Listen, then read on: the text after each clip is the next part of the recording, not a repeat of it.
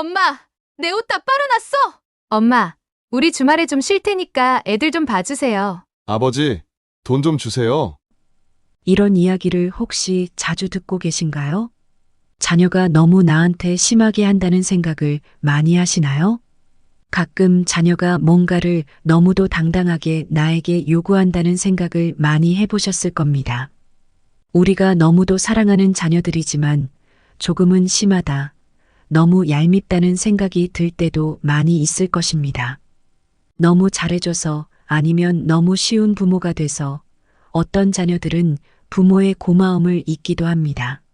왜 이런 일들이 일어나는 것인지, 부모님들은 언제 자녀들이 부모를 호구로 본다고 느끼는 것인지에 대해 오늘 이야기해 보려고 합니다. 안녕하세요. 오늘은 두 분의 어르신 사연을 통해 자녀가 날 호구로 본다는 증거 5가지를 차례대로 공개합니다. 그리고 어떻게 해야 자녀로부터 제대로 된 부모 대접을 받을 수 있는지에 대해서 알아보도록 하겠습니다. 오늘도 사연을 통해 지혜를 얻으셔서 자녀가 만만하게 보지 않는 대접받는 부모님이 되시기를 바랍니다. 지금 시작합니다. 구독과 좋아요는 큰 힘이 됩니다. 서울에 살고 계시는 이경심 어머님 말씀을 들어보겠습니다. 이경심 어머님은 자식이 자신을 호구로 보고 있다는 것을 느끼게 된 이유가 2가지 있다고 합니다. 네, 안녕하세요. 제가 생각하는 자녀가 날 호구로 보는 이유 첫 번째는 바로 이겁니다. 자녀가 자신의 연인이나 배우자에게 하지 않을 행동을 부모에게 한다면 그게 바로 호구라는 거예요. 저한테는 지금 직장 생활을 하고 있는 아들이 하나 있습니다. 제 아들은 평소 큰 탈 없이 잘 컸고 직장 생활도 아주 잘하고 있어요. 아들이 최근에 여자친구가 생겼거든요. 그런데 연애를 하면서 너무 저를 속상하게 하는 일이 많은 거예요. 저도 사실 다 큰 아들하고 같이 사는 게 힘들 때가 많아서 이제 좀 결혼해서 독립했으면 하는 생각이 굴뚝 같거든요. 그래서 사소하게 감정 상하는 일 가지고 속앓이를 하는 스타일은 아닙니다. 혹시 오해를 하실까 싶어서 제가 잘 삐지는 사람이 아니라고 미리 말씀드리는 거예요. 얘가 연애를 하더니 여자친구하고 저를 대하는 태도가 너무 차이가 나는 거예요. 제가 지 여자친구하고 저를 비교하겠다, 이런 게 절대 아닙니다. 근데 엄마도 똑같은 사람이잖아요. 엄마도 감정이 있고 사람인데 지 여자친구한테 하는 거하고 너무 태도가 다르니까 같이 사는 입장에서 감정이 상할 때가 한두 번이 아니더라고요. 아니, 대체 무슨 일이 있으셨길래 그러신 거예요? 평소 착한 아드님이셨다고 하셔서 무슨 문제가 있으셨나 정말 궁금해지네요. 제가 착하다고는 안 했습니다. 문제는 없이 잘 컸다고만 했지요. 제가 어딜 좀 갈 일이 있었는데 버스를 타면 늦을 것 같더라고요. 집에서 아들이 놀고 있길래 아들한테 좀 부탁을 했었거든요. 나 좀 차로 태워다 달라고요. 그랬더니 막 짜증을 내는 거예요. 택시를 타고 가라는 둥, 그러게 미리 준비를 했었지 않냐는 둥, 온갖 군시렁 소리를 다 하더니 결국 태워다 주기는 했어요. 아니, 지가 집에서 빈둥거리고 있어서 택시비나 아끼려고 제가 부탁을 한 건데 어찌나 툴툴대는지 아들 차 타고 가면서도 너무 빈정이 상하는 거예요. 그런데 진짜 빈정 상한 건 그 이후예요. 이 자식이 글쎄 연애를 하더니 지 여자친구를 매일 차로 태우러 가고 데려다 주는 거 아니겠어요? 저한테는 매일 자기가 운전이 스트레스라고 했거든요. 그러니까 자기한테 웬만하면 운전시키지 말라고요. 그래서 저도 정말 급할 때 아니면 어디 데려다 달라고 잘 안 했어요. 그런데 여자친구한테는 아주 그냥 기사가 따로 없는 거예요. 지 여자친구한테 잘하는 거 누가 뭐라고 합니까? 그런데 부모한테는 그렇게 짜증을 있는 대로 다 내놓고 그러면 안 되는 거 아니냐고요. 그래서 제가 절실하게 느끼게 된 거예요. 너무 비교가 되니까요. 아, 이 자식한테 내가 호구로 보이는가 보다 하고요. 지가 여자친구한테 저한테 하는 것처럼 운전하는 걸로 짜증을 내고 그러겠냐고요.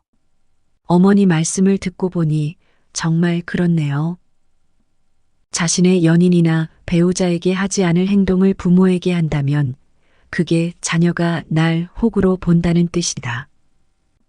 정말 이해가 되고 맞는 말씀이라는 생각이 들어요.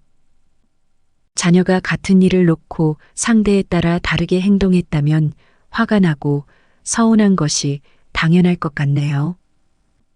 그럼 아드님은 지금도 여자친구만 잘 태워주고 어머님 부탁은 여전히 퉁명스럽게 대하고 그러는 건가요?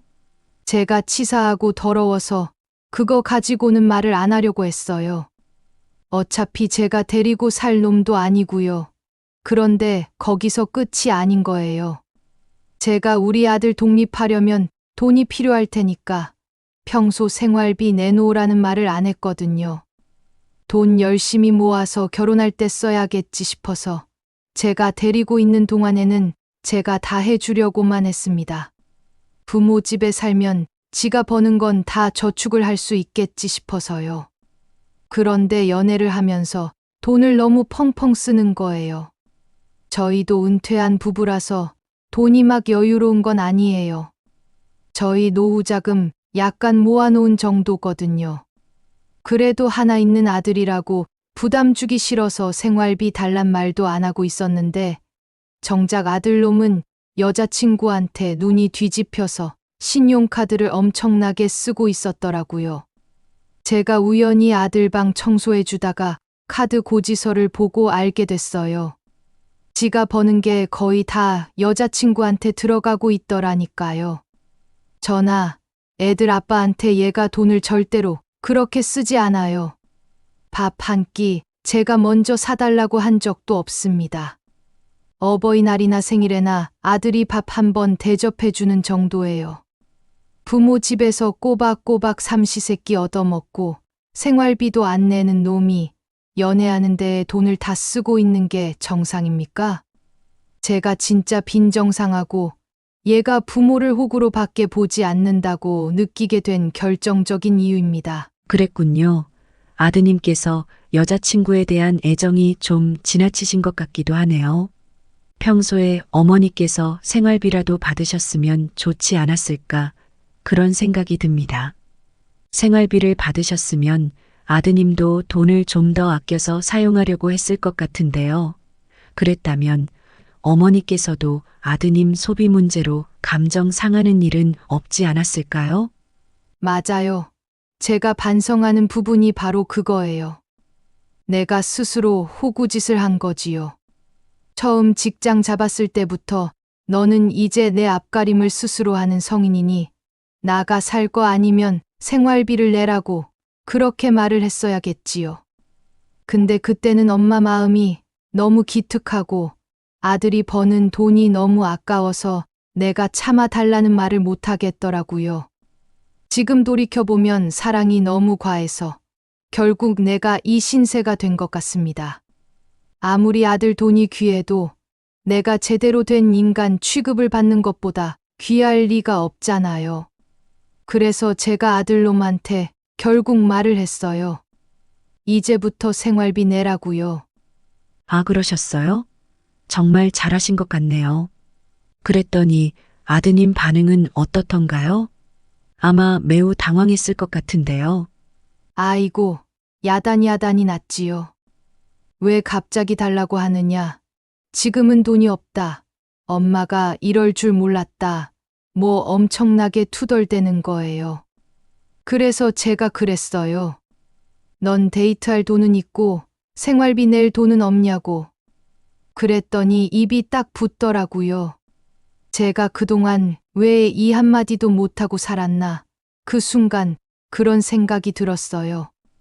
내가 대접을 받으려면 불편하고 안쓰러워도 자식한테 할 말은 해야 하는 거구나.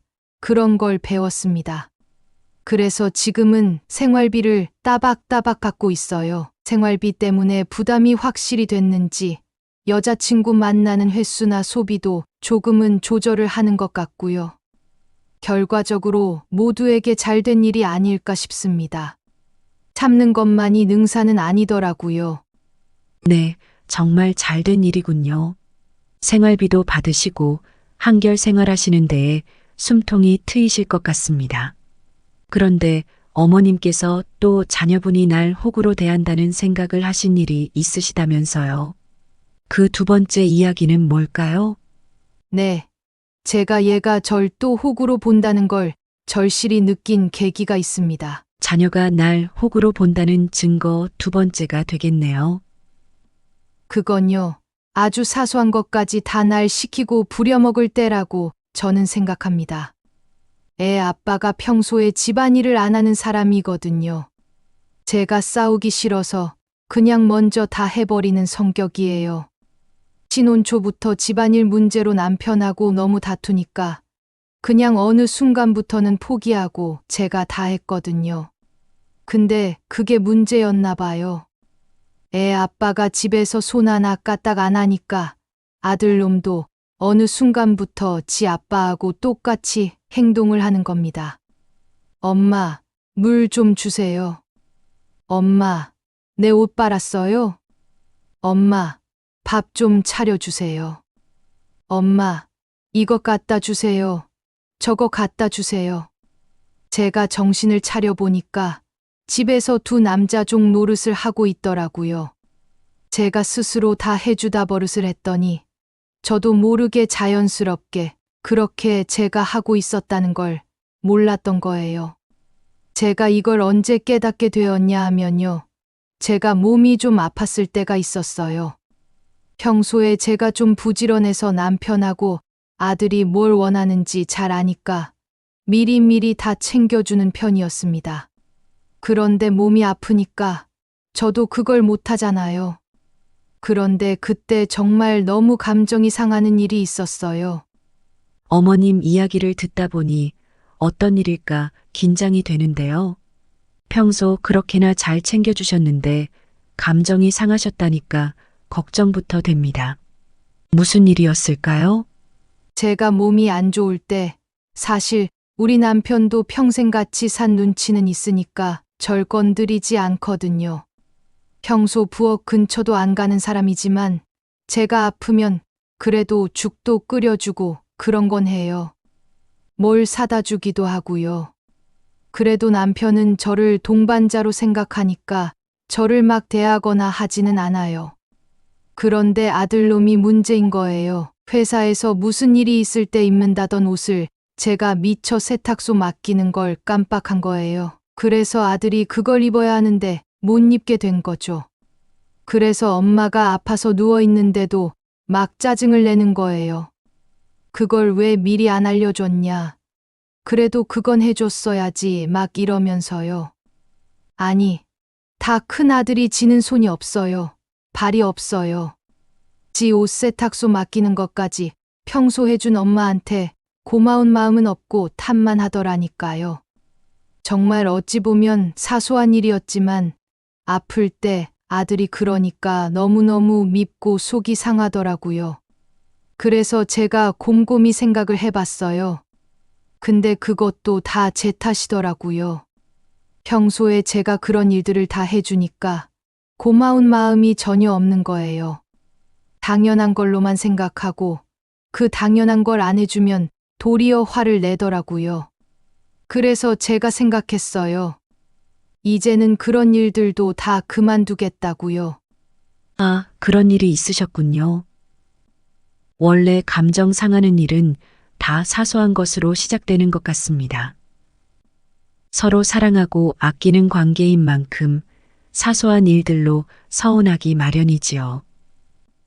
그 일들을 그만두신 것도 아주 잘한 결정이신 것 같습니다. 아드님이 충분히 스스로 할 수 있는 일들은 스스로 하는 게 맞겠지요. 아드님은 그래서 이제 그런 일들을 스스로 처리하고 있는 건가요? 네, 그렇습니다. 엄마가 아파서 누워 있는데도 그런 말을 하는 아들놈을 보자니 가슴이 답답하더라고요. 제가 독립해서 혼자 사람 구실을 해야 하는데 내가 아직도 어린애처럼 다 시중을 들고 있었으니 아무것도 모르는 채로 어른이 되었구나. 그런 생각이 들었습니다. 그래서 그 자리에서 제가 말을 했어요. 이제는 네가 다 알아서 하라고요. 엄마는 이제 나이 들고 힘드니 앞으로는 네가 스스로 다 하라고요. 아픈 엄마가 그런 소리를 하니까 그 자리에서는 뭐라고 못하더라고요. 그 이후에도 몇 번은 툴툴거리고 좀 해달라고 엄청 떼를 쓰는 거예요. 지도 귀찮은 거죠. 일일이 방 청소며 옷 빨래, 사소한 정리정돈이며 은근히 집에서 할 일들이 많으니까 자꾸 저더러 해달라고 하더라고요. 엄마가 다 해주던 그 편안함을 하루아침에 포기하기가 지도 쉽지는 않았나 봐요. 저한테 막 아양을 떨기도 하고 안 하던 짓을 막 하더니 그래도 제가 안 들어주니까 결국은 조금씩 스스로 하기 시작하더라고요. 덕분에 저는 요새 많이 편해졌어요. 진작 왜 이렇게 안 했나 싶습니다. 그저 좋은 마음으로 아들을 아끼는 마음에 저는 그런 사소한 일들을 제가 해주는 걸 기쁨으로 생각했었는데 그걸 당연하게 아들이 여기고 있는 줄은 몰랐어요. 말 안 해도 감사함을 알겠지 했는데 아니더라고요. 말 안 하면 감사함을 모릅니다. 사소한 일들은 특히요. 네. 말씀 너무 잘 들었습니다. 이제는 아드님께서 스스로 알아서 한다니까 너무 잘 됐습니다. 그동안 고생 많으셨을 텐데 편안해지셨다니까 다행입니다. 서울에 살고 계시는 이경심 어머니께서 말씀해 주신 두 가지 잘 들었습니다. 첫 번째, 자녀가 자녀의 연인이나 배우자에게는 안 할 행동을 부모에게 할 때, 두 번째로는 사소한 일까지 다 시킬 때가 자녀가 부모를 호구로 여긴다는 뜻이라는 경험에서 우러나온 말씀이셨습니다. 그럼 이번에는 다른 분을 모시고 또 어떨 때 자식이 날 호구로 여긴다고 생각하셨는지 알아보겠습니다. 부산에 살고 계시는 강승엽 아버님 이야기입니다. 안녕하세요. 저는 부산에서 세 자녀를 키운 강승엽입니다. 저도 참 부모된 입장에서 이런 이야기를 하는 것이 민망합니다만 다른 분들은 저처럼 살지 마시라는 뜻에서 이야기를 하게 되었습니다. 우리 애는 경제활동을 하지 않고 있습니다. 부모가 먹여주고 재워주고 하니 그냥 아예 노력을 하지 않게 되어버린 것입니다. 자식한테 대접을 받아도 부족할 나이에 다 키운 자식을 아직도 먹여 살려야 하는 호구로 살고 있습니다. 아버님 말씀을 들어보니 자녀가 부모를 호구로 여기는 세 번째 이유가 자녀가 경제활동을 위한 노력을 하지 않을 때인 것 같네요. 아버님은 어떤 사연이신지 좀 더 들어보도록 하겠습니다. 세 자녀 중 저는 지금 아직 독립하지 않은 막내와 같이 살고 있습니다. 막내를 어려서부터 많이 예뻐했지요. 막내라고 물심양면 해달라는 대로 다 해줬어요. 늦둥이라 어디 가면 부모가 조부모인 줄 아는 사람들이 많았어요. 그러다 보니 애한테 늙은 부모가 돼서 미안하더라고요. 그 생각부터 제가 이미 잘못된 길을 가고 있었다는 걸 그때는 몰랐습니다. 뭐든지 지 하겠다는 대로 다 밀어줬어요. 그림을 곧잘 그려서 미술을 시켰습니다. 돈이 많이 들었어요. 그래도 더 나이 들기 전에 막내한테 부모 노릇을 더 제대로 해주고 싶다는 마음이 있어서 열심히 투자했지요. 미대를 어떻게 가긴 갔는데 졸업하고 나서 얘가 도통 취업할 생각을 안 하는 거예요. 미술 계통이 취업이 쉽지가 않은가 보다 싶어서 애가 안쓰러웠지요. 그래서 주눅들지 말라고 용돈도 더 많이 주고 용기를 주려고 애썼습니다. 여기저기 면접도 보러 다니고 아르바이트로 일도 좀 하고 그러는 것 같더니 얘가 어느 순간부터는 아무것도 하지를 않는 거예요. 그냥 집에서 놀고 먹고 그러고 있는 겁니다. 아예 취업이나 돈을 벌기 위한 활동을 전혀 하지 않고 집에서 놀기만 하는 건가요? 네, 맞습니다. 진짜 그냥 놀기만 합니다. 처음에 몇 번 뭔가 시도하는 듯 하더니 금방 그만두곤 했어요. 그럴 때마다 너무 딱하고 안쓰러워서 제가 걱정 말라고 하고 용돈을 듬뿍듬뿍 줬습니다. 그랬더니 얘가 어느 순간부터는 그냥 제 용돈만 기다리고 있더라고요. 얘가 그래도 기운 차리고 뭔가 하겠지 싶어서 계속 기다렸는데 어째 점점 더 집 밖으로 안 나가려고 하는 거예요.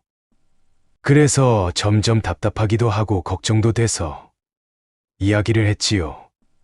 대체 언제까지 집에만 있을 거냐고요. 그랬더니 그때는 또 갑자기 화를 버럭버럭 내는 거예요. 아빠는 자기 속도 모르면서 그런다고. 저는 영문을 몰랐죠. 저는 걱정돼서 돈을 준 잘못밖에는 없는 것 같은데 왜 나한테 화를 내는지 도통 모르겠더라고요. 그래서 저도 감정이 좀 상했어요.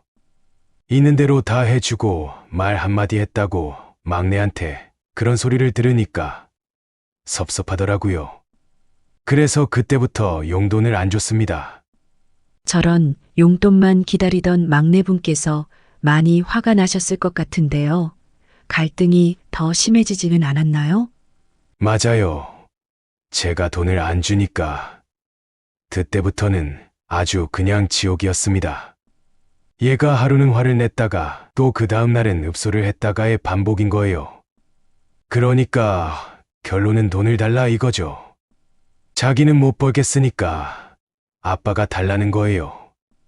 아이고 저런. 물심양면 뒷바라지한 자녀가 그렇게 나온다면 너무 속이 상했을 것 같네요. 대학을 졸업했으니까 어디에서 자기 역할은 할 거라고 믿으셨을 텐데 막내 따님은 왜 그렇게 된 걸까요? 그게요. 다 제 잘못이지요. 생각해보면 제가 호구, 노릇을 자처한 부분이 없지 않습니다. 막내라고 예뻐만 하고 돈을 너무 쉽게 줬어요. 용기 내라고 격려를 해준다는 게 그만 아이의 자립의 의지를 꺾는 일이 될 줄은 그때 몰랐습니다. 지금은 제가 어떻게든 돈 안 주고 스스로 나가서 벌어오게 하려고 애를 쓰고 있는데 그것도 쉽지가 않네요.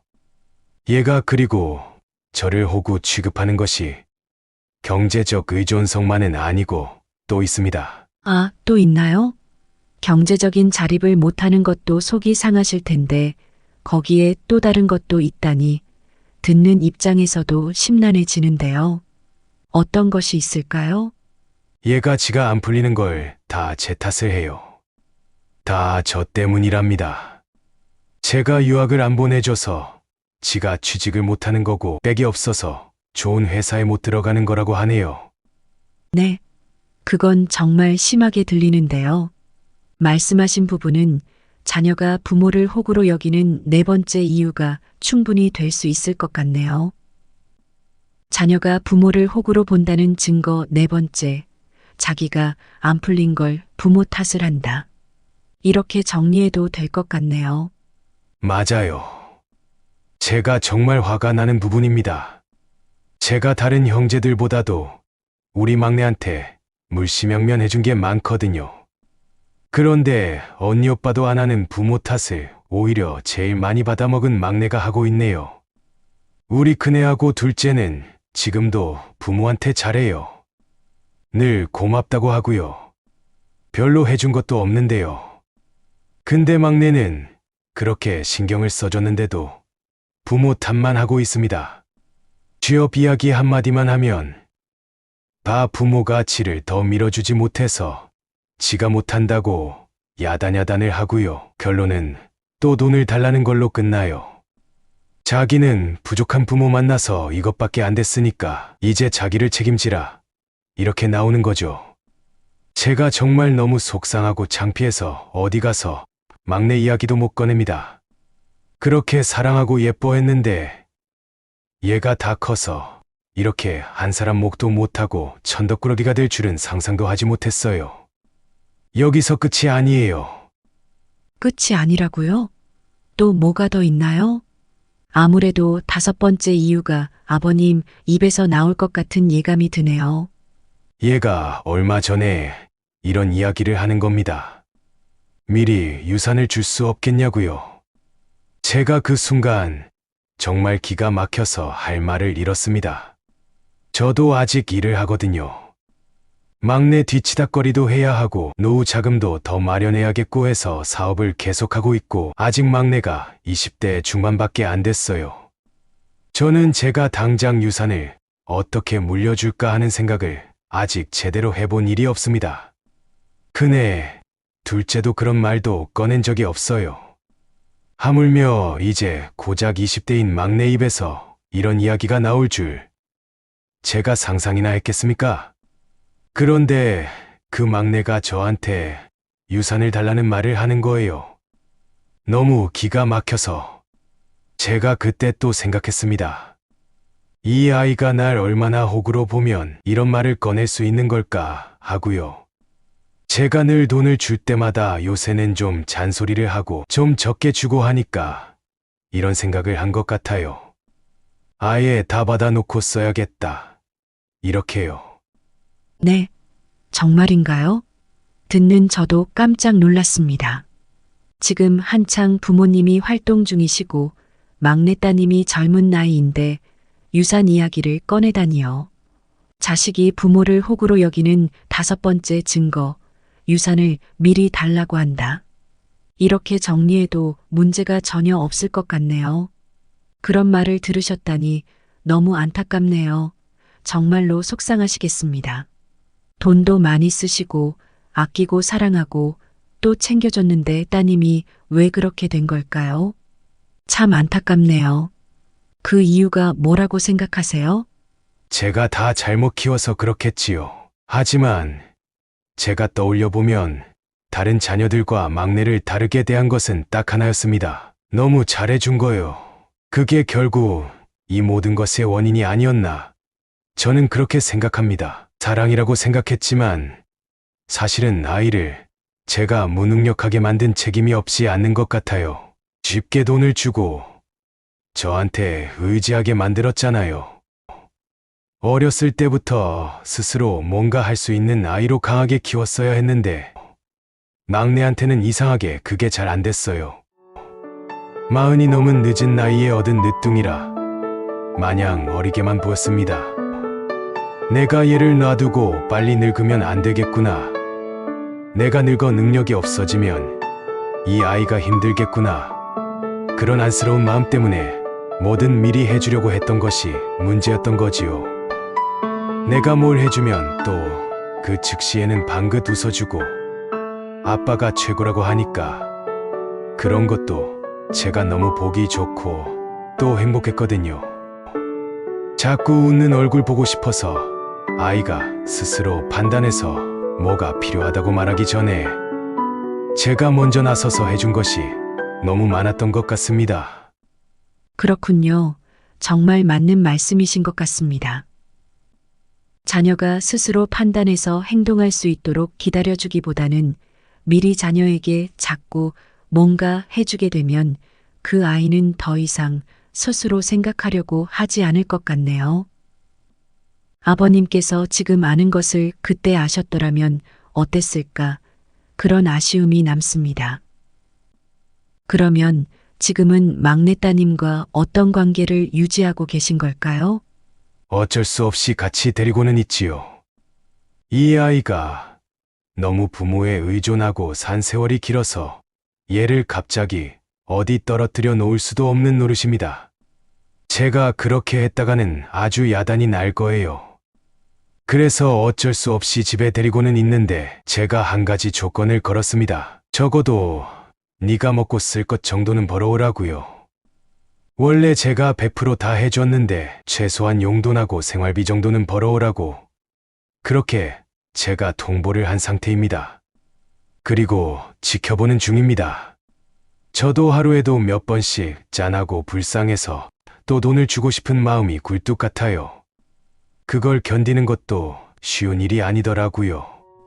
저도 딸만큼이나 마음이 약해서 딸 아이가 힘들어하는 모습을 보면 한없이 약해지는 것 같아요. 하지만 그래도 제가 나중에 죽고 나면 저 아이가 혼자 어찌 살 수 있을까? 그런 생각으로 악착같이 버티는 중입니다. 제가 죽기 전에 제 눈으로 우리 막내가 자기 힘으로 번 월급 받는 거 한번 보는 게 소원입니다. 제가 강하게 나가고 용돈을 확 줄여버리니까 이 아이가 처음에는 아주 생떼를 부리고 야단을 하더니 그래도 제가 타협을 해주지 않으니까 이제는 조금 태도가 바뀐 것 같아요. 뭘 하는지는 모르겠는데 뭔가 일을 하는 것 같기도 하고요. 예전에는 맨날 TV 보거나 방에 누워만 있더니 요즘에는 컴퓨터로 뭘 하는 것 같더라고요. 지도 뭔가 생각이 달라졌는지 조금은 과거와 다른 느낌이 들기는 합니다. 막내 따님이 취업 활동이나 최소한 아르바이트라도 시작을 하셨다면 정말 다행일 텐데요. 만약에 또 금방 포기하고 그냥 집에서 놀겠다. 유산이나 미리 달라. 그런다면 어쩔 작정이세요? 안 그래도 그런 일이 왠지 앞으로 있을 것 같다는 느낌이 들어서 저도 생각해 둔 것이 있습니다. 제가 정말로 유산을 미리 줄까 생각을 한번 해봤어요. 어차피 제가 죽으면 자식들한테 줄 돈인데 미리 주면 어떤가 했지요. 하지만 지금 주면 그건 애를 정말 망치는 길이라는 것도 잘 알고 있습니다. 그러니 절대 미리 주지는 않을 겁니다. 만약 막내가 또 노력하지 않고 포기하려고 들면 최후 통첩을 할 겁니다. 최후 통첩이요? 너무 비장하게 들리는데요. 하긴 막내 따님의 생각을 완전히 바꾸려면 그 정도 각오가 필요한지도 모르겠습니다. 어떤 최후 통첩일까요? 두 가지 중에 하나를 선택하라고 할 거예요. 지금 유산을 받겠다면 막내 내가 가질 수 있는 10분의 1만 주겠다. 하지만 취업을 하고 스스로 경제활동을 할 능력을 갖춘다면 전부를 다 주겠다고요. 이것이 부모로서 제가 막내에게 해줄 수 있는 마지막 부모 역할이라고 저는 생각하고 있습니다. 사실 마음 같으면 당장이라도 집에서 내쫓고 싶어요. 하지만 한없이 자신감이 없고 나약한 아이를 부모인 저까지 내치면 어떻게 될까? 그런 걱정 때문에 차마 그렇게는 못하겠습니다. 그렇게 해서 잘 된다면 모를까 잘못될 것이 뻔한 아이를 지금에 와서 내칠 수도 없는 노릇이에요.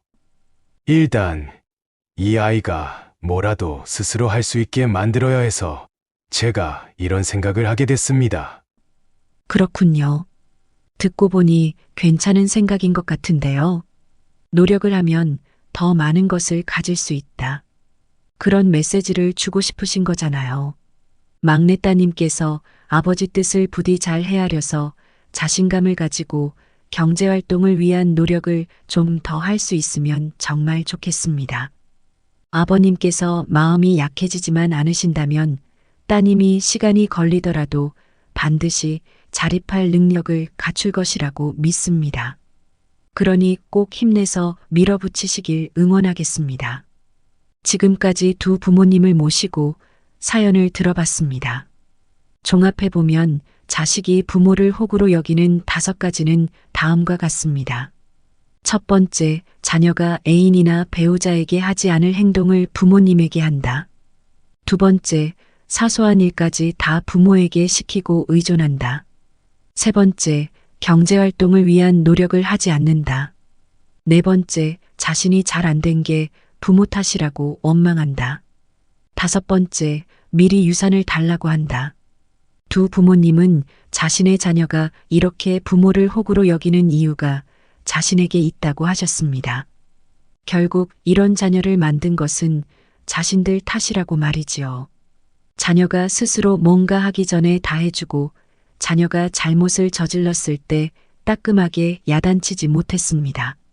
그리고 이미 자녀가 독립심을 잃고 부모에게 의존적이 되었을 때에도 따뜻한 마음으로 그 사정을 다 받아주곤 했습니다. 그런데 그럴수록 자녀들은 더욱 부모를 원망했습니다. 참 아이러니한 일이 아닐 수 없네요. 잘해주고 싶은 마음에 자녀에게 충실했던 것이 이렇게 호구 취급당하는 결과로 올 줄은 부모님들은 미처 예상치 못하셨을 겁니다. 부모를 필요로 할 때 곁에서 지켜주고 돌봐주는 건 당연하지만 어느 정도 자녀가 성장했다면 무엇이든 스스로 할 줄 알고 의지하지 않도록 만들어주는 것 또한 부모의 역할인 것 같습니다. 부모의 역할이란 참 어렵다는 생각이 듭니다. 여러분들은 어떠신가요? 자식이 나를 호구로 여긴다는 생각을 해본 적이 있으신가요? 자녀 때문에 속상하고 서운할 때는 언제인가요? 그런 자녀를 키운 게 또 내 잘못인 것만 같아 자책하고 계시지는 않은가요? 그런 생각이 드신다면 지금이라도 자녀에게 그런 마음을 한번 전달해 보는 것은 어떨까요? 참기만 한다면 그 관계는 더 힘들어지기만 할 뿐일 테니까요. 자녀에게 대접받는 부모가 되고 싶다면 그렇게 부당한 것을 표현할 줄 아는 것부터 시작해야 할 것 같습니다. 서로 서운한 이야기를 편하게 할 수 있다면 그 관계는 건강하고 좋은 관계라고 합니다. 더 이상 자녀에게 호구가 되는 것을 그만두시고 자신의 마음을 조금씩 표현하는 연습을 한번 해보세요. 어쩌면 자녀가 부모 마음을 몰라서 그랬을지도 모릅니다. 어쩌면 부모님께 그동안 죄송했다고 사과를 할 수도 있을 것입니다. 그렇게 표현을 해도 자녀가 부모님에 대한 감사함을 모른다면 그런 자녀에게는 더 이상 헌신할 필요가 없을지도 모릅니다.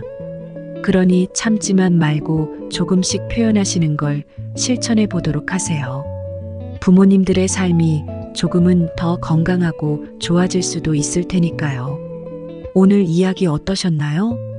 오늘 이야기가 마음에 드셨다면 구독, 좋아요 부탁드립니다. 다음에 또 새로운 이야기로 찾아오도록 하겠습니다. 감사합니다.